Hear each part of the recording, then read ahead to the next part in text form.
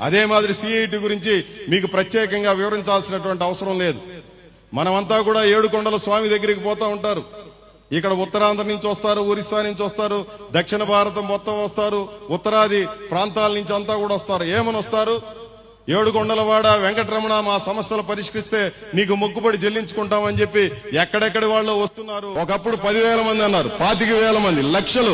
ఇప్పుడు పెరటాసి మాసం అని వస్తే 5 లక్షల మంది వస్తున్నారు. కష్టాలు పెరిగిపోతున్నాయి జనానికి. అర్థం కావడంలా పరిష్కారం ఎట్లా అంటే దేవుణ్ణి నమ్ముకుంటే ఏమన్నా పరిష్కారం అవుతుందేమో అని చెప్పి జనమంతా తండోపతండాలుగా కొండకి విపరీతంగా వస్తున్నారు.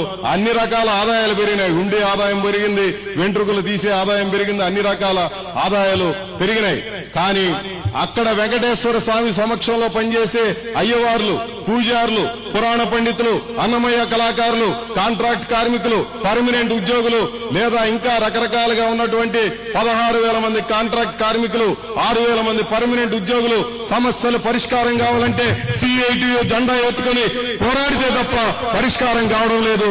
దేశమంతా వెంకటేశ్వర స్వామి దగ్గరికి పోయినా వెంకటేశ్వర స్వామి దగ్గర ఉండేవాడు ఎర్ర జెండా ఎత్తుకుంటేనే సమస్యలు పరిష్కారం అవుతున్నాయనే విషయాన్ని చెప్పడం కోసం నేను ఈ అంశాన్ని చెప్తున్నాను.